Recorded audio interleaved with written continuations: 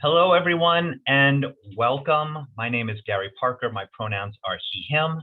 I am the Associate Dean for External Affairs at the Brown School at Washington University in St. Louis. And I also have the great privilege of serving as the director of the Clark Fox Policy Institute. And welcome to Open Classroom. This is the Brown School's innovative digital forum for learning that has served as a community colloquium on pressing local, national, and global issues. And this is the power of macro social work, forging pathways. It's a webinar series produced by the leading macro social organizations from across the country, including Influencing Social Policy, the Association for Community Organizing and Social Action, the Clark Fox Policy Institute, the Congressional Research Institute for Social Work and Policy, the Social Justice Initiative, the Special Commission to Advance Macro Social Work Practice, and our lead sponsors today, the Network for Social Work Management and the Grand Challenges for Social Work. Before we get into today's event, I hope you'll consider joining us on Wednesday, May 4th for the next in this series, Social Work Education, Partisan Politics, and a Global Pandemic. Woo! Challenges in teaching and strategies for success. We've got a lot going on these days. That again is on Wednesday, May 4th at 1:30 Eastern, 12:30 Central. But today we have an extraordinary program planned for you, Deconstructing Inclusion Beyond a Seat at the Table. So representing the Network for Social Work Management and the Grand Challenge for Social Work, respectively, it's my pleasure to introduce to you Dr. Lakia Cherry and Dr. Mike Spencer. Hi, Lakia and Mike. Thanks so much for being here today. Thank you, Gary. Pleasure to be here. Pleasure to be here as well. I'd like to start off by also sharing with all of you a land acknowledgement. I will also ask others on the panel if they want to acknowledge their own lands to do so. But I would like to start by saying that I acknowledge that I live and I work on the lands of the Lushootseed speaking and Duwamish and Coast Salish people. This is where the University of Washington is located in Seattle. I honor those people, both past and present. And with that, I'd just like to start off by introducing myself. My name is Mike Spencer. I'm a professor at the University of Washington, and I'm also the Director of Native Hawaiian and Academic Affairs, Native Hawaiian and Pacific Islander Affairs at the Indigenous Wellness Research Institute. Gosh, too many titles. I'm also the Associate Dean for Academic Affairs here, so that's where the tongue twister came. I also represent the Grand Challenges. I'm on the executive committee for the Grand Challenges, and I'm also the co-lead for the Closing the Health Gap Grand Challenge, as well as the Eliminating Racism Grand Challenge. And with that, I'll turn the floor back to Dr. Cherry. Great. Thank you, Dr. Spencer. So hello, everyone. Welcome. It's so nice to see so many people I know in the chat. So if you haven't introduced yourself, I definitely encourage you to do so. I'm Dr. Lakia Cherry. My pronouns are she, her, and I greet you from San Diego, California, where I reside on the territory of the Kumeyaay tribe. I am excited to be here. Inclusion is something especially important to me, and our panelists will have a lot of fantastic information and best practices to share with all of you. So with that, I would like to introduce our fantastic panelists. What I'm going to do is say a little bit about them one by one, and then give them an opportunity to share more about themselves. So Dana, let's start with you. So Dana is also based in San Diego. Dana Toppel is the Chief Operating Officer of Jewish Family Service of San Diego. Dana, is there anything extra you would like our attendees to know about you?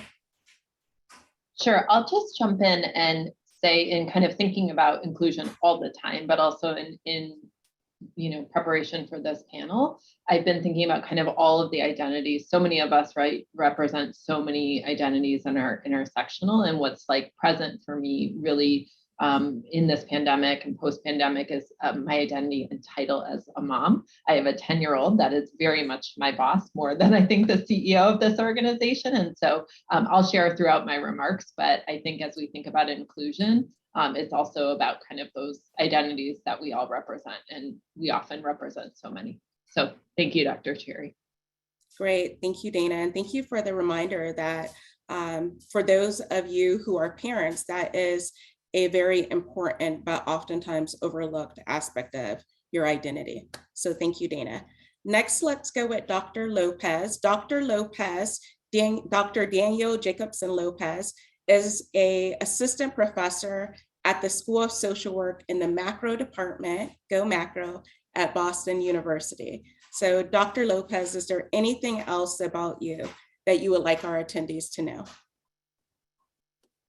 Sure, thank you, Dr. Cherry. First of all, just really glad to be here and have the opportunity to be with so many folks, obviously among amazing panelists as well, and some people who care about diversity and inclusion. And I'll get more into it later. So I was actually the first Latinx PhD graduate at the University of Pittsburgh School of Social Work.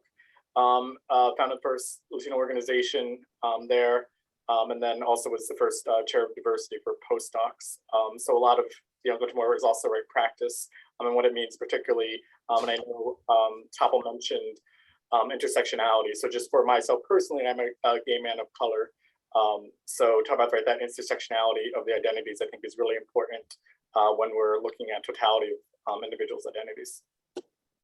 Great, thank you, Dr. Lopez. And since you'll be answering our first question, I definitely want you to share a little bit more about what intersectionality means and what that really looks like. So thank you and welcome. And last but not least is Claude Robinson. Claude Robinson is the Executive Vice President of External Affairs and Diversity at UCAN and Chicago. So welcome, Claude. Is there anything else you would like our attendees to know about you? Thanks for the invite. I'm delighted, and honored actually to be in community with everybody today. I woke up last night at like 3 o'clock in the morning thinking that the panel was then. So I show you how much I was looking forward to being here with you. And the only thing I'll share is that everything that happens begins with a conversation. Although we're not in person, we're here virtually. And I hope that to be able to share some things that can further relationships and help build what all of us are working towards, which is equity in this country. So looking forward to this conversation. Thank you, Claude. Welcome. Fun fact about Claude, I spoke on a panel about whiteness in the sector over a year ago. Claude was an attendee, outreach to me, and look at him here now speaking on a panel about inclusion. So pleasure to have you here, Claude. So we have an hour and this is going to go really fast. So I definitely encourage you all, as our panelists are speaking, to put any additional questions you may have in Q&A. We're going to run through 4 questions, and our goal at the end is to answer any additional questions you all might have at the end. So we're going to get started. The first question is directed at Dr. Lopez. And Dr. Lopez, it's diversity, equity, and inclusion, or DEI, are often terms used together. How do you define inclusion, and how do you differentiate it from diversity and equity? Sure, thank you, Dr. Cherry. Really great question. So I said before, a lot of times we do have like DE&I has become very much a catchphrase, something that has been used more and more. I think oftentimes we find that sometimes it's just used as a catchphrase, but isn't really doing the work and putting it into practice, or it's theoretical, but not put into practice. So for me, inclusion is really what we talked before, is when we look at intersectionality, how do we not only include, but how do we welcome, how do we expect, how do we value, and how do we validate people's lived experiences and the needs that they want that are most salient to their populations. So for a lot of times when we hear about diversity, oftentimes it's numerical, it's numbers. So we have this many international students, this many Black students, this many Asian students. And a lot of times we hear places say we're diverse because we have folks from different places, or at least one person who meets that criteria. But that's all it is, and it sort of ends there. But we acknowledge that we have history of racism, but we don't go into the nuanced forms, right? Anti-Blackness, anti-Indigenous, et cetera. For me, for inclusion is making sure that we have policies and infrastructure in place for everybody. So that's programs, that's policies. A lot of times, if we're talking right within academia, do we have programs that are for students of color? Do we have for LGBTQIA plus individuals that are there for mentorship, that we have professors, we have mentors, that we have women in places where they're in charge, right, instead of having it more male dominated. So really looking at that inclusion is making sure that we have that infrastructure where people can feel that they're valued, as opposed to equity, where we say we treat everyone right. And a lot of times we get to that color blindness where people say, I don't look at my Black students differently. I don't treat Muslim students differently. And that's sort of where that ends, that conversation for equity. But really, what is the policy and what is the infrastructure there for individuals? Great, thank you, Dr. Lopez. So you mentioned that DEI is typically a catchphrase. It's performative in many ways because people are thinking about the theory behind it, the ideas, the definitions, but they're not necessarily taking it further with regards to policies and other actions that can truly make one feel included regardless of their identity. So Claude and Dana, is there anything else either of you would like to add as it pertains to question one? Sure. I was going to say practically inside of organizations or companies, having a definition of diversity, equity, and inclusion is a good start. And I hope that you would look to see it that way. If it's not operational and something that's fully understood across your institutions, then it's pretty hollow and it's pretty stale. So inclusion, if it's, diversity being the what, as Dr. Lopez said, inclusion is the how. And Professor Dafina Lazarus-Stewart, I think she nailed these concepts in her article that talks about colleges need a language adjustment, and probably not the one that you think, where she really talks about it in a simple way, where diversity is asking who's in the room, and then inclusion is asking, do they feel safe? And if diversity is asking how many blank, fill in the the parentheses have we hired over the past 2 years, but then inclusion is asking, do those people feel safe and do they feel like they belong as well? So inclusion has to really look at not just the transactional aspects of things, but equally as important, and to me in my role at UCAN, is the relational aspect is even heightened, because you can be in community, you can be in people's presence and really hear what they're saying. So how then you can help them move and feel better inside of an agency. And then the last thing I'll say on it, if people really want to know, a colleague of mine, Andres Tapia, from Korn Ferry International, has 2 really good books that he wrote some time ago to really dig into this issue of inclusion, but then also how to be an inclusive leader, which is something we'll talk about a little bit more. Great, that's fantastic, Claude. I really appreciate the additional sources that you use.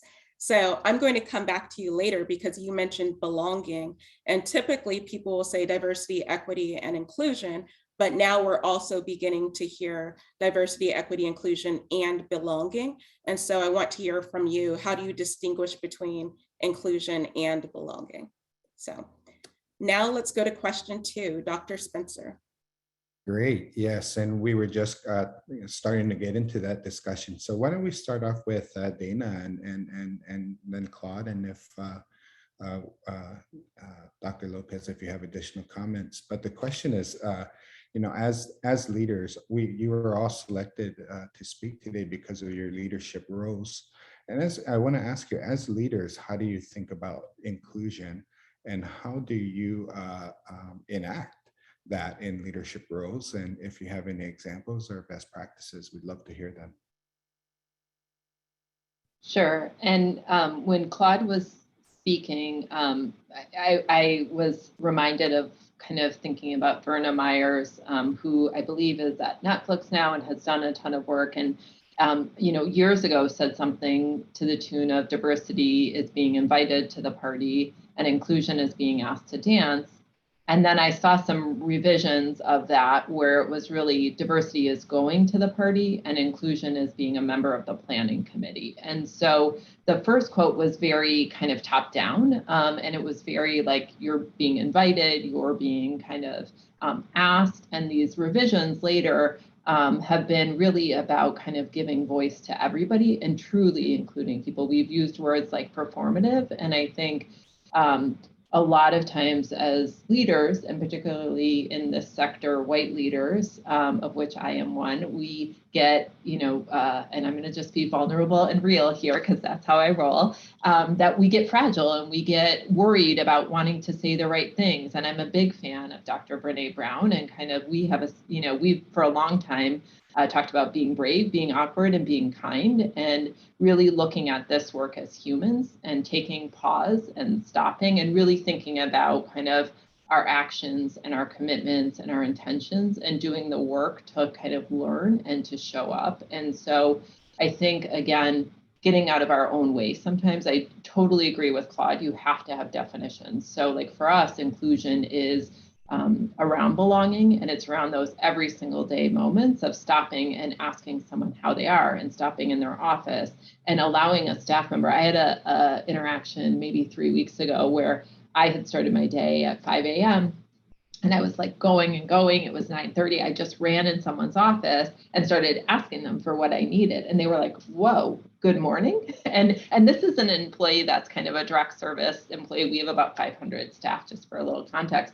And that to me was like, that was psychological safety, that person felt, here I am, the number 2, quote unquote, in the organization. That person could say like, whoa, like good morning first. And then I paused and checked myself. And so I think that is as important in terms of creating a culture of belonging than how we identify and what we look like. Now, we've also done things at JFS where we brought in so Claude and I actually met 6 years ago when myself and another leader, a director at the organization, went to Chicago to learn from UCAN with 35 other leaders.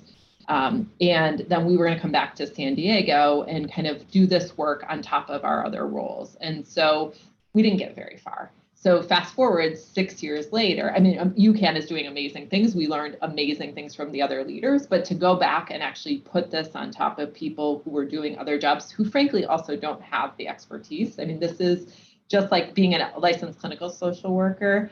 Like I'm not going to go and work in our accounting department. So this is like a expertise and a learning and a profession that we need to invest in, whether that's a role or whether that's training. So we brought in a consultant. We've done focus groups with over 90 staff who were without leadership present to kind of really do an assessment. So that I think is a best practice, is really being honest where you're at.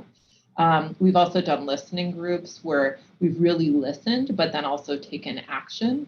And then I'll just kind of underline, because I could go on and on. Those are a couple of little nuggets of best practice. But in the interest of time, I would say that if you do anything, it's got to be authentic. People can sense if you're uncomfortable, if you're not being vulnerable, if you're being performative. So as a leader, I've really, for years, been doing this work. And I think especially in the pandemic, post the murder of George Floyd, we've seen a lot more kind of action and performative and organizations putting out statements, and people can smell that externally and internally. So I would say it's better to go slow, to go fast, to do the work. It's got to be done. This is the moment. We've got to do it, especially folks in executive leadership positions. So get uncomfortable, get comfortable with being uncomfortable and do the work, but do it authentically, do it slow, and bring in resources and work with your boards or whoever helps you access those resources. So I could go on and on, but there's expertise on this panel that you want to hear from. So I'll stop there and see if maybe Claude wants to say anything. Thank you. Thank you so much. Thanks, Dana, and thanks for the acknowledgement of the work that we've done at UCAN over the years. We're probably 20 years in to our DEI work, and have 9 tiers that permeate all aspects of the agency. And just because you do well in 1 or 2 areas doesn't mean that everything's working as well as it could be. So it's a continual journey for us there. But I would say, and I want to speak to leadership, that everything rises and falls on the values and attitudes and behaviors of leaders. Whether it's the CEO, the board, that's where either things are going to manifest or they're going to become stagnant. And for me, as our lead DEI professional, it's important for me to have inclusion be a regular part of the conversations and how we do business at UCAN, given who we are and what we do, our service to community here in the greater Chicagoland area, and then nationally from an advocacy perspective on challenging leadership to look at issues of equity and inclusion and kind of how they're leading. So at UCAN, we have a rubric was called the shadow of the leader. And there are 8 different competencies underneath each of those that is tied into people's performance evaluation. So as the leader, I have that as one of the ways that we can look at accountability by leadership and then how they're leading inside of their respective departments. It's not my job to do their job. It's my job to align with them and keep these issues top of mind for each one of them. And you know, inclusion is working when staff feel, like you mentioned, Dana, staff feel that they can freely express themselves about issues or concerns or opportunities that present themselves. You know that it's working when leadership models the behaviors and really respects people for where people are instead of wanting them to be somewhere, but allowing them to be where they are and wanting to walk and help them get there. And then the last thing I would say, you know, inclusion is working when staff feel a positive and a meaningful connection to the organization, and then also their peers inside of the agency. So those are things that I think when we talk about inclusion, and then later on, I'll give you some specific examples as well of programming that we established to help create a space for white identified leaders to get involved in our DEI journey at UCAN. Thank you so much. Do you have anything to add, Dr. Lopez? Sure, thank you. Just 2 additions, but everything obviously was said was excellent. I think when we talk about really modeling that behavior as well, just to kind of piggy off of that a lot of times I think we have to be aware of our own biases as well, or perhaps what we prioritize, right? So I know a lot of people for their own identities, and that's just human nature. We're aware of the identities that we belong to or the groups that we belong to. So I know for me, right, as a gay man of color, I'm aware of LGBTQI issues, those who are men of color, and those ways we talk about able-bodiedness, issues pertaining to women, students who are Muslim, I'm Jewish, is I need to go out of my way to make sure, am I also being inclusive of identities that I don't per se do research on and that I don't belong to myself. So I need to, as a leader, is make sure, am I forgetting anyone in the conversation because of my own identities or the work that I'm mostly focused on. So right at the University of Pittsburgh, it was Women's History Month and I was diversity inclusion. And I reached out to the women on the board saying, I want to do something for this month, but I'm a male and I don't want to have a male tell everyone what should be done. So I'm happy to support, but what does everyone here want to do? If anything, if you want to take the lead, happy to support, but I don't want me as a male to create Women's History Month, right? And how do we, do that together, right? So that was being aware of my own right privileges. And when we have that intersecting identities, we have to understand that there are some privileges we do have in it, and then some privilege we don't have in it. And what does that look like? And then third, the second area I would say is when we talk about modeling behavior is looking at what might not be in place at the institution, your workplace environment, your organization that you know needs to be done. So at the University of Pittsburgh, ethnicity, which covers Latinx, Latine, Latinos, Latinas, and individuals from Latin America weren't covered under the non-discrimination policy. So for all the years I was there, if I had endured discrimination, I could not file. And there was an instance where me and two other of my friends who were Black students did have an incident, and I couldn't file because of my ethnicity. So being that was so, I really advocated, so it's not inclusive, that policy doesn't include ethnicity, and we're missing a whole group of folks here. And in my syllabus, my syllabi at the University of Pittsburgh, and in my class students, I said ethnicity is not covered here under the university. However, in my classroom, it is covered.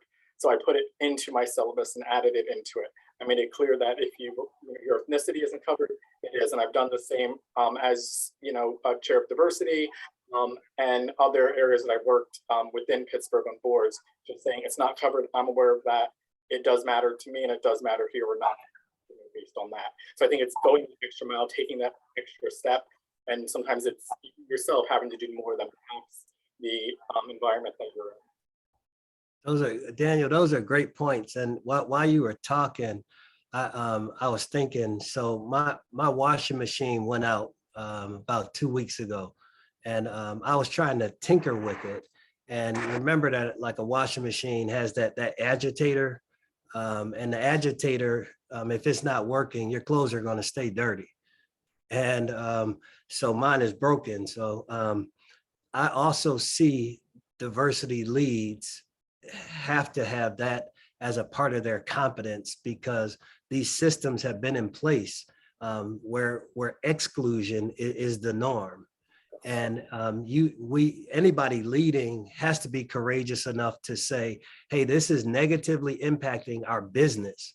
This isn't about feelings and emotions and things. This is impacting how work is done, productivity, morale. If we do this right, look at what can transpire. So, being able to lead that way, I think is key as you bring in inclusion, because there are a lot of people inside of students at universities, people inside of organizations that see something and don't feel, like we talked about, safe enough to express themselves freely. So they're like, oh, I'm leaving it alone. Who's the person that's gonna help grow the business and show the value that inclusion brings? So when you were talking, that like really sparked that thought for me. And if I can just also speak, because I love the conversation to the element of systems and practices. So I think that, again, the work is relational, like we've said, and we do it at kind of the day-to-day, minute by minute, but if it doesn't have these built systems. So one thing that we did at JFS as a result of kind of listening and learning from staff was we completely changed our holiday schedule. And so we're an organization that's Jewish Family Service. We have over 500 employees, but actually the majority of who we serve and who's employed here are not Jewish. And so we had a calendar that actually was heavy on kind of the Jewish holidays and closing early, but yet the diversity of our staff and the holidays observed by people had grown and grown. And so we actually modified it to acknowledge the highest holidays on the Jewish calendar, but then also now we have multiple floating holidays with over 50 different celebrations and opportunities for staff. And I had a staff member who came to me and said that they've never worked for an organization that they were able to use an actual holiday for Diwali instead of having to take vacation. And so again, I think it's got to be in the listening and doing and taking action, but it's got to be at that. I just want to underline the systems level and the definitions, because at the end of the day, that's really where we, our habits and our actions are aligned to. So thank you. Thank you so much. Dr. Cherry. Thank you, everyone. So question 3, sometimes inclusion is thought of as bringing people to the table who historically haven't been brought to the table. How do leaders encourage inclusion without tokenizing and give those individuals and communities real voice and power. So let's start with you, Claude, and then Dana, and then Dr. Lopez, if you have anything to add. Sure. You know, the aspect of tokenism, it irks me, and I'm well aware of it, and I see the impact it can have on people in the workforce. And I try and make sure that as much truth telling takes place inside of the organization at all levels as much as possible. And the issue of power dynamics inside of an organization as well have to be a part of those conversations. So that it's not how corporate America or hierarchies, HR hierarchies have been established, where everything is coming this way. I've created a number of different platforms across UCAN, and UCAN, we're close to 800 employees and serve over 21,000 youth, children, and families each year. So trying to find areas where staff can get involved in an authentic way. So literally, I try and strip away power and have it not be unilateral, a unilateral approach, and more of a mutual or a generative approach. And everything that happens is guided by our mission, vision, and values. So that's how I kind of try and get away from somebody, I'm the boss, you know, I'm in control and everything like that. And if that's counter to what our mission is and how we should be serving, it's something that I have to always center with leaders. And I keep bringing up leadership because that's primarily where I try and do most of my work, is challenging the thought processes and the decision-making of leaders and the impact it's having with an equity lens across the agency. So that it's almost not allowed is what I try and say, you know, zero tolerance. And then even if somebody ascribes to wanting to be a token for their own benefit and not for the benefit of the organization, I look to have a conversation there as well, so that this doesn't become like a condition inside of the organization that we have. So I really look to make sure that it doesn't manifest inside of the organization. That's great, Claude. So just a quick follow-up. You mentioned the importance of this work starting with leadership. We all know, especially for those of us from marginalized identities, that tokenism is real. We've been a token. We're constantly impacted by this. It's rampant in academia, nonprofits, et cetera. So what happens if leadership doesn't realize their role in this and isn't necessarily willing to budge? For you, you obviously have power within your organization, but have you ever met a leader that you worked for who wasn't necessarily ready to budge? Oh, without a doubt. I can go back to I mentioned the tenure of our work. When we first started our DEI journey back in 2001, our executive director at the time, older white male, we clashed right away. And because he willingly admitted that he didn't see the value in DE. At the time, it was just diversity. He didn't see the value in it. And this is where relationships are so important, and them being authentic, where people have somewhat respect for each other. So we continue to battle philosophically, pedagogy about the need for this and how it can help our organization. And he finally said, all right, let's go, let me see what you're going to do. And from there, you know, it's on. I could have yielded and just said, you know, he's in power. He says it's not going to work and things like that. But these issues and everybody on the call, we've seen far too many examples of people throughout history who have challenged the status quo and who have sacrificed. Even in St. Louis, everybody that's in St. Louis right now, Curt Flood should be someone who we should study. Look at the sacrifice he gave so that baseball is where it is right now. People owe a whole lot of what they have because that brother sacrificed almost his life for what's right and equity or economic rights. So I would say that there may be a time where, you know, if your values aren't aligned with where something's going, you have to decide, is this something you want to continue to push because it's aligned with your purpose? Or if you say, you know, I'm elsewhere, then that's a decision that you have to make as a leader.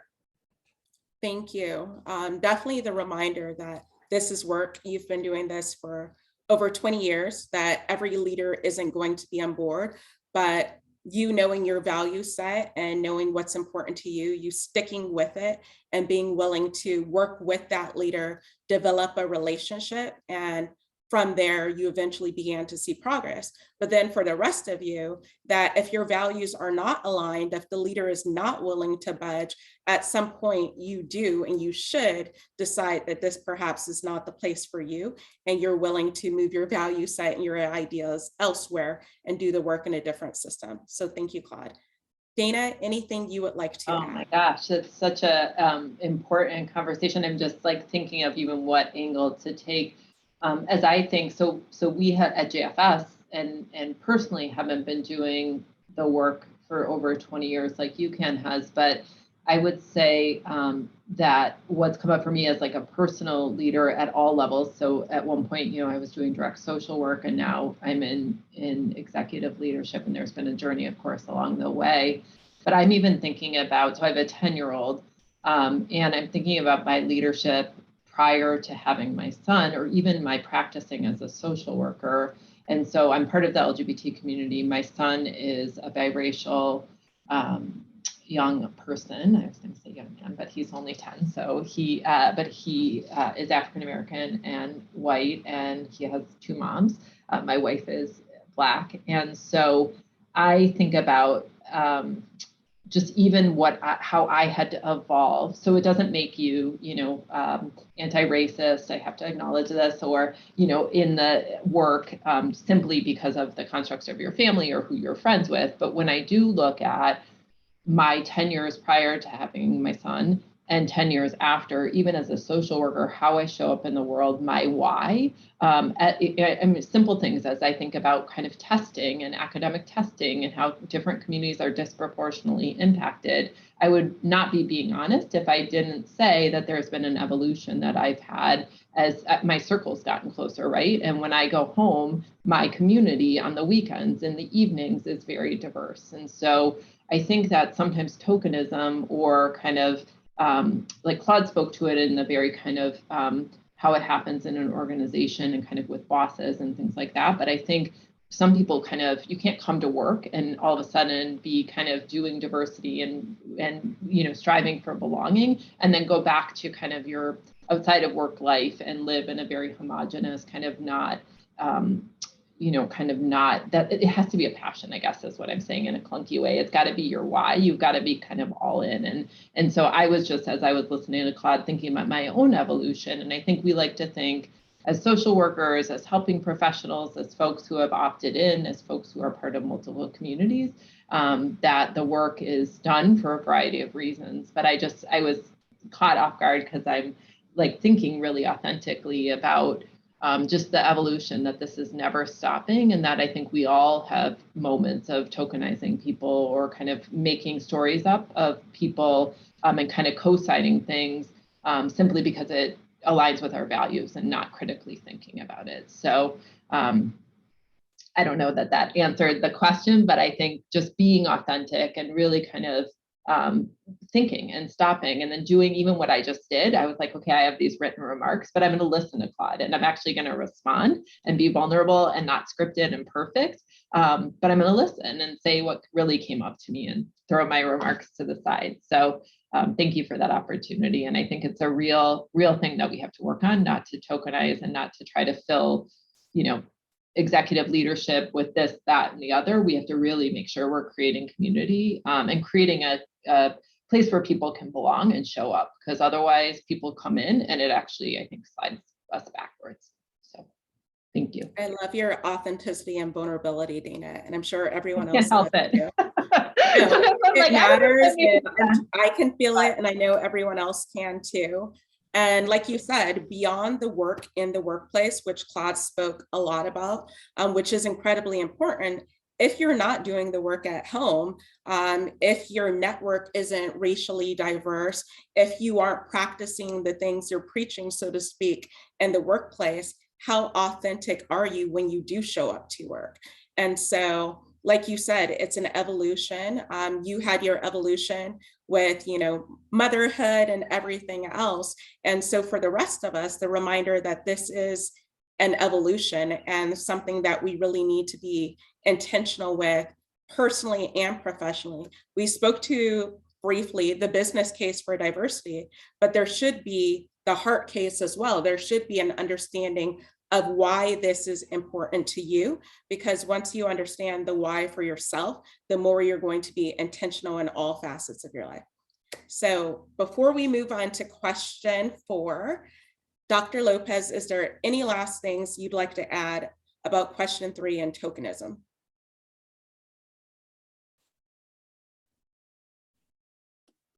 Sorry about that, my mute button. No, thank you so much. No, I think really what was said, and I think that authentic part, right, as a person of color and as a gay man, we just intuitively, right, exactly. But I intuitively, and I'm sure other people too, whether someone is authentic and whether you're being tokenized or whether your opinions valued. And I think recognizing what privileges exist, sort of as Ms. Toppel had mentioned. And in that is, also, right, being the first, right, Latino and Latina in the program. There are definitely times where tokenism, I'm sure, did, right, happen. But I was also aware of what it meant to be the first, right, on that receiving end in that spaces. And I think for me and for other folks of color, LGBT, anyone from a minoritized community group, is also knowing that you have that pressure that you're representing other folks. Intentionally or not, and it puts extra stress and extra pressure on you when you're the only person in that room. So I realized, right, a lot of times at Pitt, I was the only person who was Latin American. I'm just excited about, right, starting, right, visiting fellow at Yale, and I realized I might be one of the only visit faculty there of color. So I realized within these spaces, I'm often going to be viewed as, and that's happened for just a student, and sometimes you wonder, is that because you don't believe I have education, or is it that you think I look young, or is there other things about this? Or if you're dressed down, you're viewed as, you can't possibly belong in that space. So I think by setting those examples, I'm also drawing, right, and as social workers too, drawing on our own pain and our own experiences to really make sure that no one else has to go through that thing, but really validating the pain. And if someone says I'm being tokenized, not to try to get into a debate of saying, oh, I know that person, they wouldn't do that, is validating them. I'm really sorry that happened to you. And sometimes that's all that person needs to hear. Mm-hmm.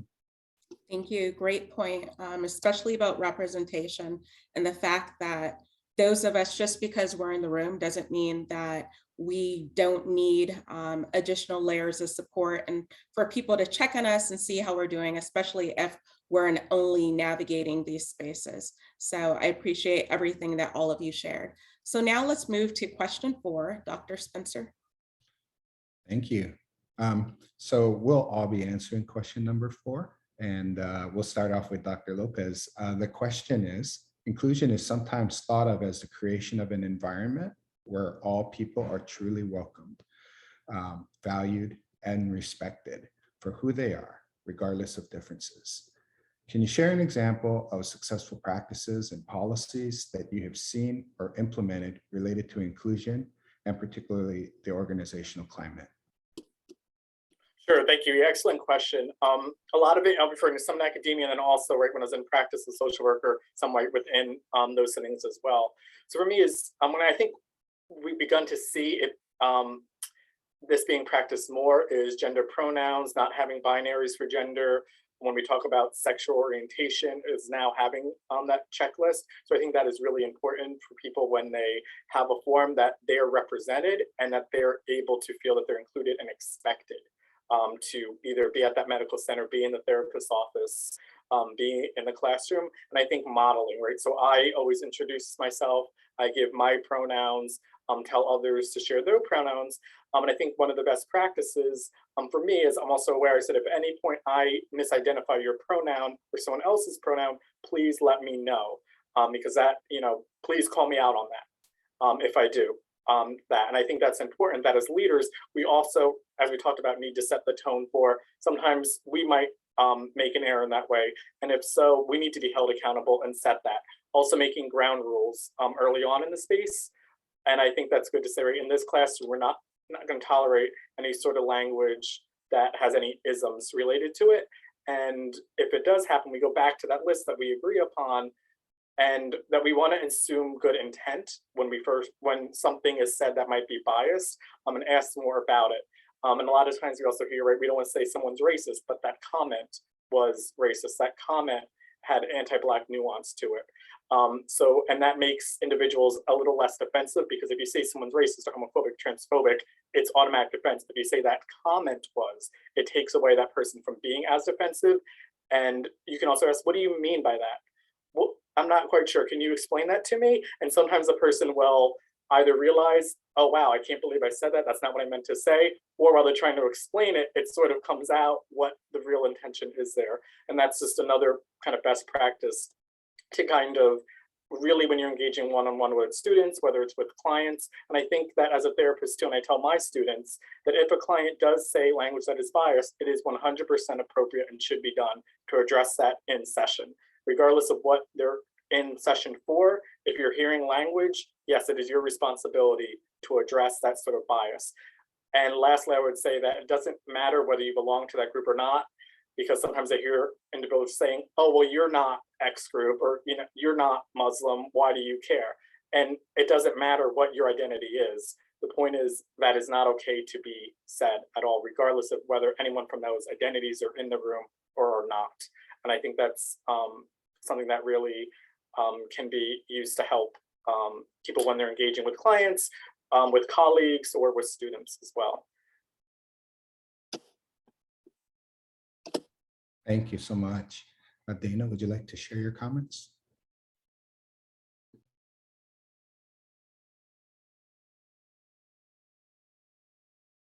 I'm muted. I'm so in it that I was muted. I haven't done that for a while, actually. But this conversation is just all my wheels have, and they were turning well before this conversation. So I think that, again, I'm thinking of a book that I recently read, Atomic Habits, and it was similar to what's been said already, which is kind of we rise and fall to our levels of systems and kind of actions. We can have these lofty goals. And so I think that thinking about, we also have values, commitments, kind of things that we lead from. And so whether it's kind of like, how do we shift power, I guess is what I'm thinking, because I think it's on leadership to set the tone, but I also think that there's just a lot of power in that needs to be unpacked. So one thing that we've done, and again, we've brought in, we've invested in it and are looking to bring on a position, but at this point we are using a consulting firm to kind of really be that mirror for us, because I think that if there's executives who aren't kind of on the bus or leadership, we need like an outside kind of nudge, and we've used that. We've had these consultants kind of be able to, and there's different packages, different amounts that we're investing a decent amount of resources, but I think even for smaller organizations or other folks that don't maybe have resources to put to this, I do think a third party sometimes moves that, because I do think power is a real thing in an organization. And so it goes back to sort of the authentic leadership, and really over time, relationship by relationship, being the person that if someone says, whoa, are we going to say good morning, that I don't like, snap at that person or go to their supervisor. And so I think, what's coming up for me is power is a real thing. And I think we can say that we want, people to speak up, but if we don't really put these systems in place and have people feel like they know where to go, if power or leadership is not listening to them, then the goal is only as good as kind of maybe our goal. And so the other thing really quickly is just, kind of these focus groups. A simple thing we did is we brought in this organization. They did these focus groups, 9 different focus groups with over 90 staff that were broken down by how people self-identified. We did not have supervisors or power dynamics in those focus groups, so people could really speak up.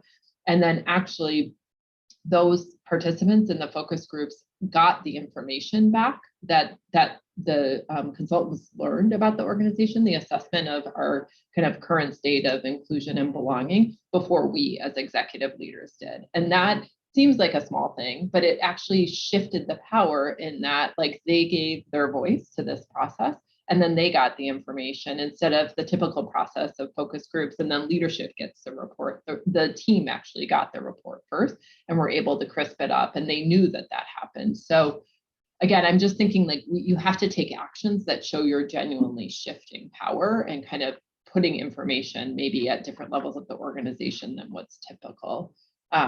I think it's really important. And I see a question just really quickly in the Q&A really about kind of what should you be looking for, whether it's yourself or others to be tokenized. And I think it's things like that, like looking at what are they really doing? They may have a beautiful DEI plan. They may say that they have, leaders at all levels, but are people really talking, for better or worse, this is how you're going to get me in an interview. Like, I mean, we try to be consistent, like who we are is who we are, so people can really assess us too. So thank you. Great, thank you, Dana. Claude, is there anything else you'd like to add before we go to Q&A? Sorry, Dr. Spencer. Not at all. Real quick, and I want to just be practical. I always have to have a pulse on what's happening inside of our organization and also out in communities. And in my role, it's then how do I merge the two so that both are benefiting. And I found, and it actually was like an awakening probably 5 years ago. I was presenting downstate Illinois in a rural area, and I had some basic questions. One of the questions was, how often do you have conversations about race? And it was majority white identified audience, and it was like an awkward pause. When I asked the question, they were like, never. And I was like, what? And they were like, well, how about you? And I was like 10 times a day and everything. We were like saying, oh, here's a gap right here. And actually it helped inform some of our strategy internal at UCAN, because a lot of our white identified staff, leaders, our therapists and everything, and we serve majority, like 94% people and children and families of color. We're like, we don't know what to do. The culture piece, I want to get better at this. So there were 4 things that we created. One of them, and you got to have fun with this too. Everybody on here, academia, concepts and theories and stuff. Y'all got to have fun with this stuff too. It can't be a highbrow, whatever. It's got to be with the people. So we created a program called a Baker's Dozen Dialogues that we do 4 times a year. We randomly select 13 staff members that go through a 2-hour intensive. It's slightly guided, but it's more to build relationships across all the demographics of life. And each one of the sessions, so they go through 2, we went through the characteristics of white supremacy inside of organizations. And people were like blown away. They were like, no, I never thought, we had this as issues at UCAN. I was coming to work. So this was one of the ways that we created a platform for our white identified staff to have a discussion about this. And then we also have another program it's a cohort called UCAN Talk About Racism. And it's a learning series where we use Layla Assad's work, where people think about themselves, they think about their teams, and they think about the organization as well. So that's something that we do once a year with a cohort of 13 to 15 staff members. And then our executives go through what's called Allies in Action.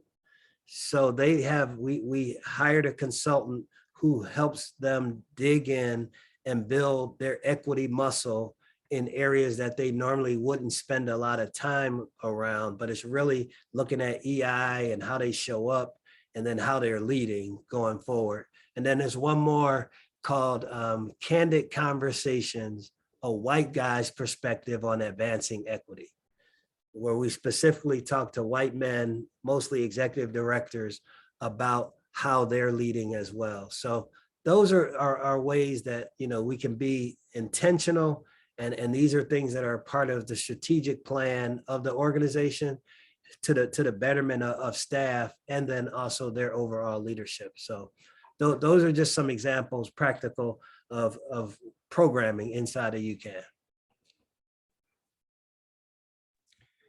Thank you so much.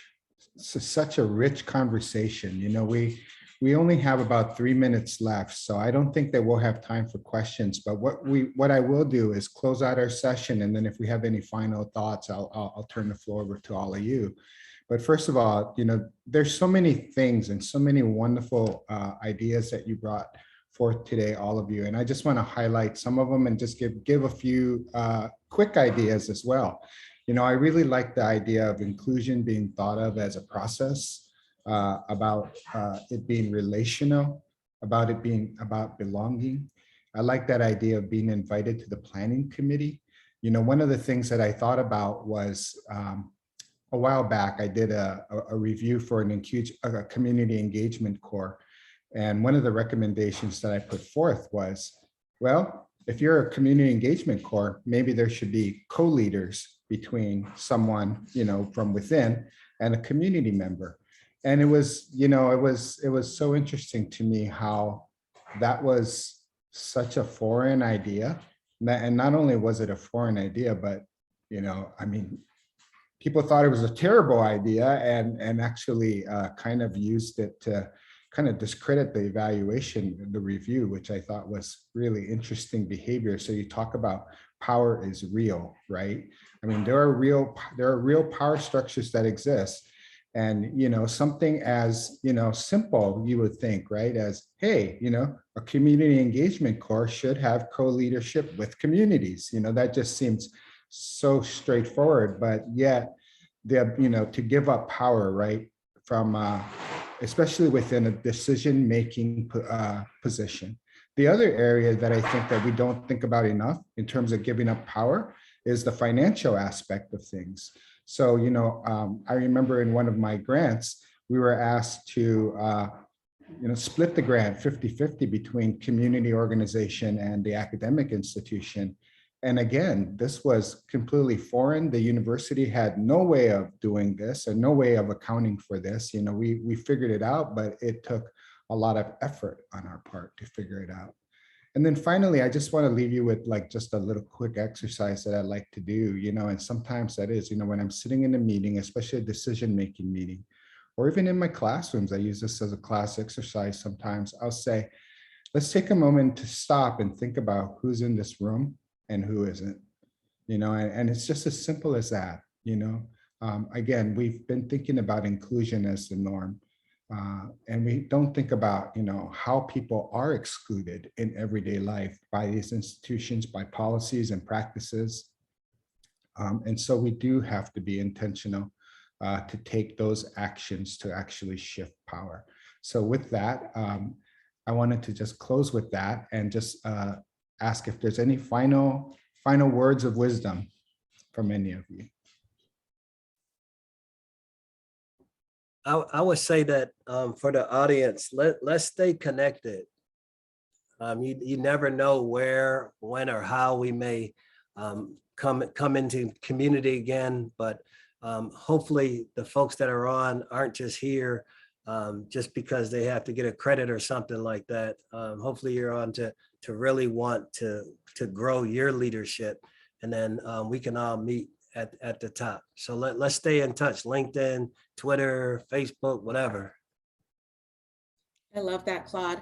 I would also add that allyship is a verb. And when we think about inclusion, all of us have a role to play to ensure that other people are included and feel that they belong.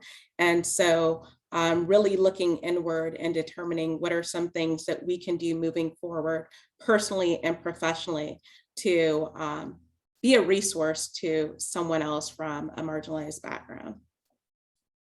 Anyone else? Otherwise, thank you all for coming. Thank you for the opportunity to present this panel to you.